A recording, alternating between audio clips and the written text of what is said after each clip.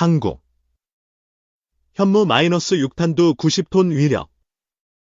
최대 8,000발 생산 목표 세계 1위. 그런데 미국 국방장관 의미심장한 발언. 현무 -6 수소 압력탄 30발 다탄두 위력. 안녕하세요. 사랑스러운 독자 여러분. 오늘은 모두를 떠들썩하게 하는 매우 강렬한 군사 뉴스. 특히 한국의 최신 미사일 개발을 둘러싼 흥분과 불안감에 대해 알아보겠습니다.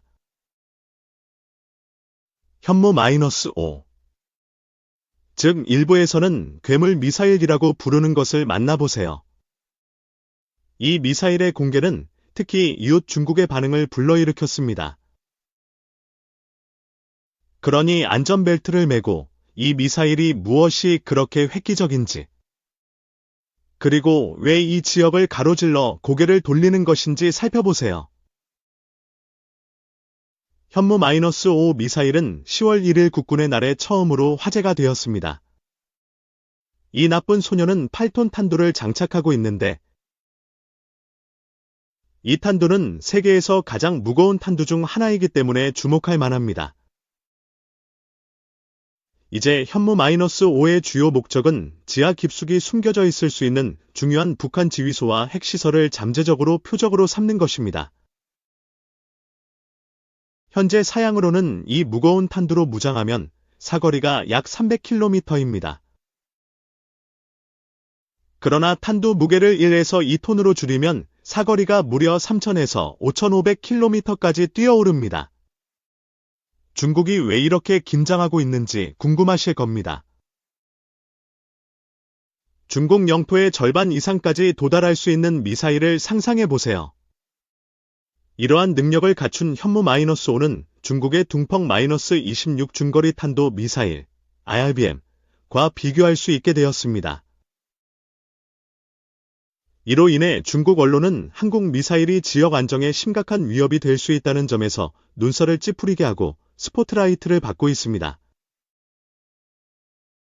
이 미사일들이 동아시아를 뒤덮을 수 있다는 점에서 이미 복잡한 지정학적 환경에 새로운 긴장감을 더할 수 있다는 점에서 그 의미는 매우 큽니다. 현무 -5의 흥미로운 점은 첨단 기술적 특징입니다. 기존의 많은 미사일과 달리 콜드 론치 시스템을 사용하므로 탐지 위험을 최소화하도록 설계된 고유한 메커니즘을 갖춘 차량에서 발사할 수 있습니다. 순간적으로 예고된 순간에 타격할 수 있는 은밀한 미사일이라고 상상해보세요. 이 방법은 구축 차량으로 운반하는 것과 결합하여 북한뿐만 아니라 의도한 목표에 대한 의문을 불러일으킵니다. 또한 군사 분석가들은 현무 -5가 곧 기동 가능한 재진입체, MALV 및 여러 대의 독립표적 재진입체, MALV 와 같은 더욱 발전된 기능을 통합할 수 있을 것으로 추측하고 있습니다. 이러한 개발은 요격 작업을 복잡하게 만들면서도 타격력을 더욱 강화할 수 있습니다. 이러한 기능은 고유한 설계로 인해 격추하려면 정교한 레이더와 요격 기술이 필요하므로 행운을 빕니다. 마치 그것만으로는 판도를 바꿀 수 없는 것처럼 잠수함 발사 변종의 잠재력을 상상해보세요. 개발되면 한국 잠수함이 서해, 황해에서 탐지되지 않은 채 작전을 수행하고 중국 영토 내에서 최소한의 거리를 타격할 수 있다는 뜻입니다. 이는 중국 군사 전략에 충격을 줄 수 있는 대담한 움직임입니다. 중국 군사 평론가들은 이번 미사일 개발의 파급 효과에 대해 깊은 우려를 표명하고 있습니다. 현무 -5는 단순히 북한의 위협에 대한 대응일 뿐만 아니라 중국 자체를 겨냥한 신중하게 계산된 전술이라는 정서가 팽배해 있습니다.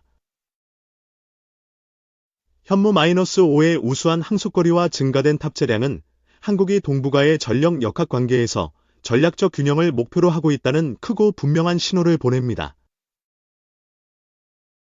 이러한 움직임 속에서 한국, 미국, 일본 간의 전략적 동맹에 대한 추측도 나오고 있습니다.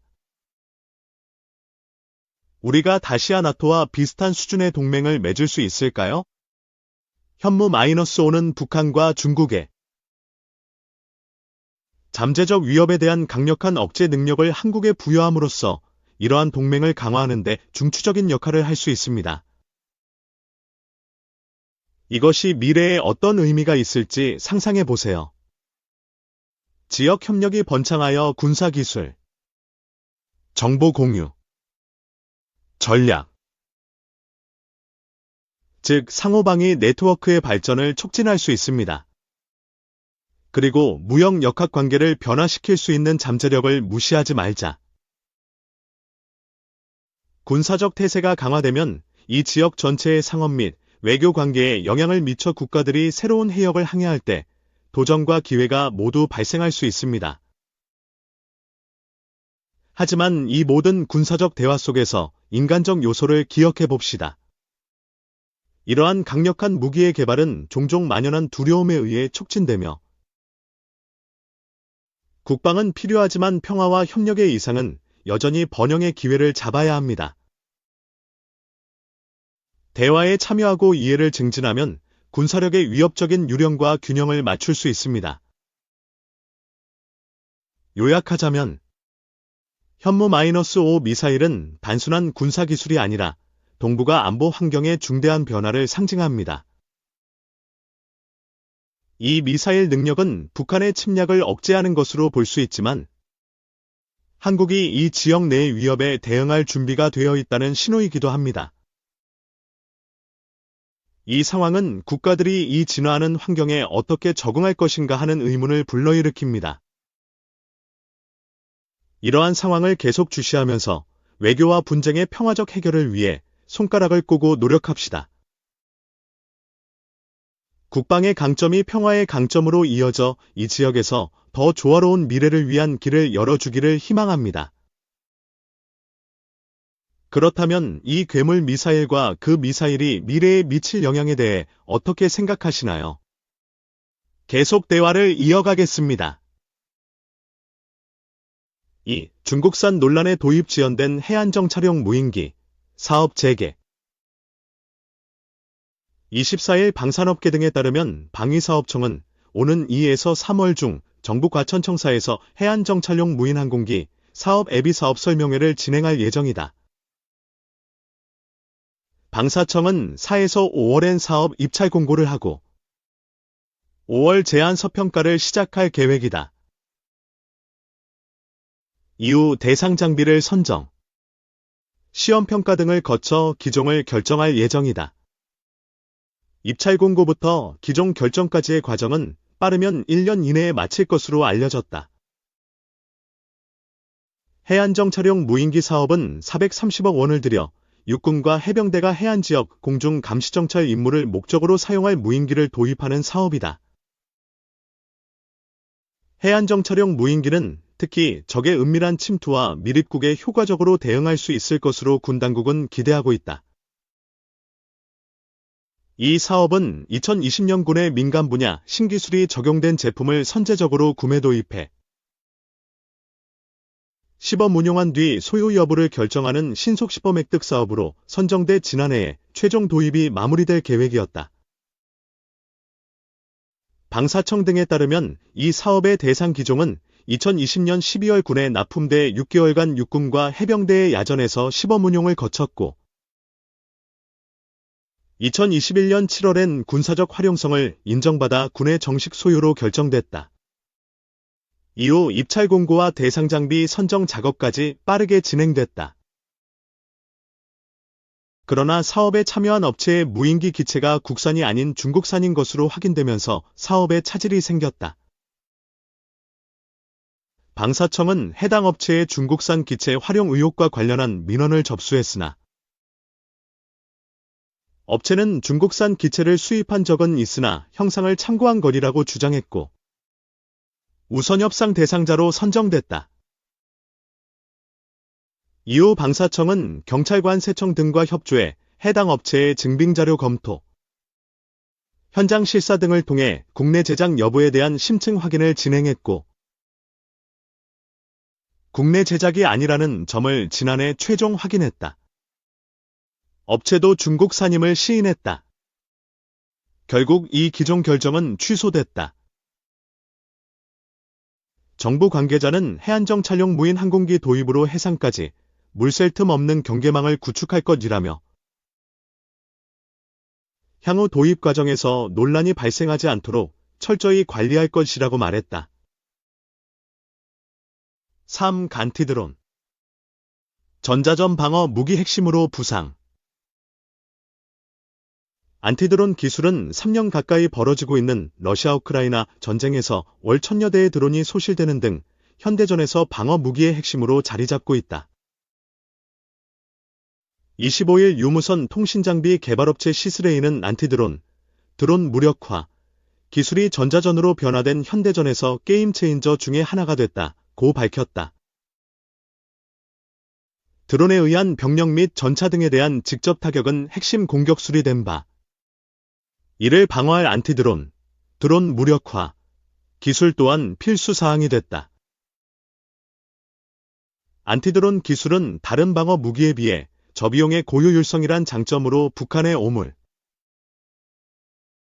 풍선 살포 등 국가 안보의 위협에 직면한 우리나라에서도 첨단 기술로 그 중요성이 점차 커지고 있다.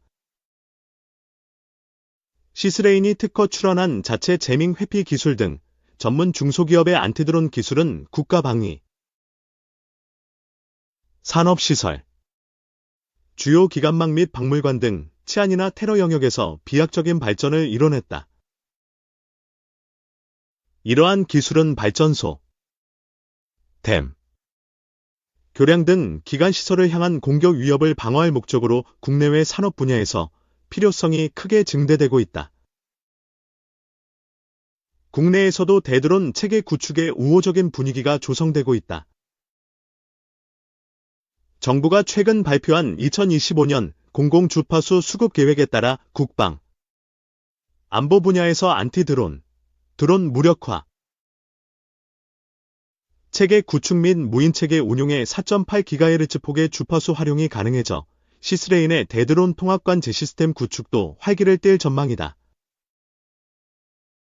대드론 체계의 핵심 중 하나는 재밍 기술로.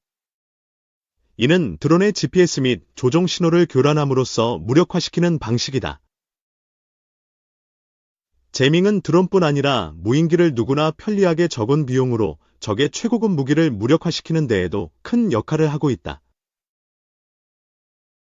시스레인 관계자는 드론을 중심으로 현대전의 무기체계와 산업이 변화하고 있다라며 정부의 안티드론 규제 완화는 방산 분야의 선진국으로 도약하고 중소기업들에게 원천기술 확보의 계기가 될 것이라고 말했다. 한편 시스레인은 1인 운용에 적합한 4kg 이하의 경량화 제품부터 3km 이상까지 재밍이 가능한 다양한 K제머 장비 라인업을 구축해 주목받고 있다.